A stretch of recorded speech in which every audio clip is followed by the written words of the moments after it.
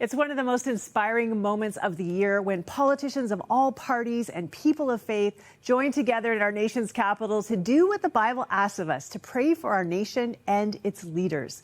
I'm talking, of course, about the National Prayer Breakfast happening in Ottawa on May 7th.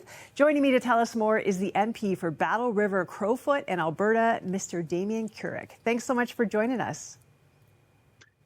Thank you very much, Cheryl. It is great to be with you this morning. It's so good to be with you. And I'm so excited to talk about this because praying for our nation is something the Bible encourages us to do. Why do you think it's so important to pray for not only our nation, but also our leaders? Yeah.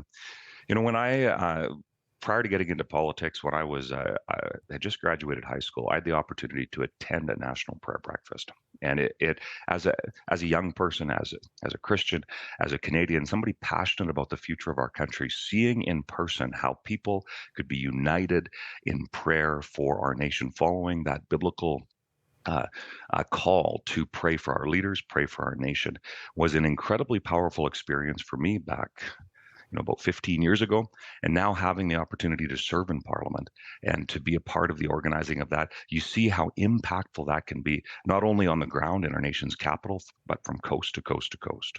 And when we talk about that National Prayer Breakfast, that also includes the leadership dinner the night before on May 6th. What can people expect from those events?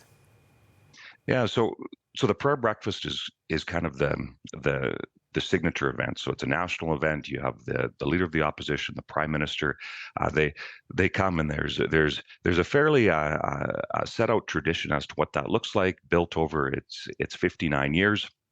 But the leadership dinner the night before is also an incredible opportunity where we have a guest speaker that shares a message of hope. And this year's a theme is a bridge over troubled water, and Jesus being that bridge, especially as our nation faces some challenging times at a time when our world is facing challenging times. So that hope that comes from Christ being able to be talked about at that leadership dinner the night before. And then, of course, the signature event where everybody comes together to pray for our nation on that Tuesday morning coming up here in just a couple of weeks.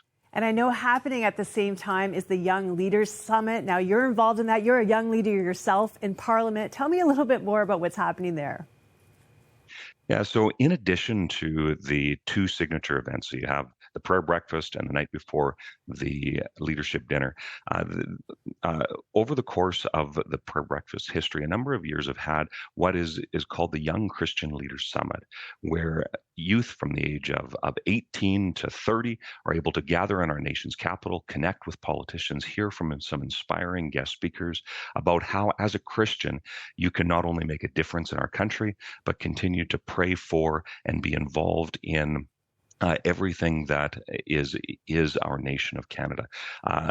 I have the opportunity to chair that part of the event, and last year was absolutely incredible. We had about 50 young people from coast to coast who joined together, heard from some incredible speakers, had some amazing dialogue, and in the feedback that we heard from that event, just in young people being inspired, knowing that they can get involved, make a difference, and serve Christ in our nation, both in terms of the political side of things, but also the spectrum of what it is to be an active, engaged citizen in our nation. I think it's so important to invest in that next generation. I had an intern that attended that a few years ago, couldn't stop raving about the impact on her life and how inspired she was. Now, we're being asked to pray for this event, and that started, of course, on April 15th. It's 21 days of prayer. Tell me a little bit more about that. Yeah, so Prayer Breakfast Chair Richard Bragdon this year, as in the lead up to the event, of course, there's the logistics organization, there's the invites that go out, there's the selling of tickets, but Richard felt that it was so important to not only gather on that Tuesday morning in our nation's capital to pray, but to make sure the heart of why we do this was represented in the lead up to it. So for these 21 days of prayer, calling Christians from across our nation to join together. So I know that there's a number of prayer organizations that have this have a number of scriptures and different themes on different days where there's that opportunity to focus on specific aspects of not just what the prayer breakfast does specifically, but how as Christians we can be a part of impacting our nation for the gospel. So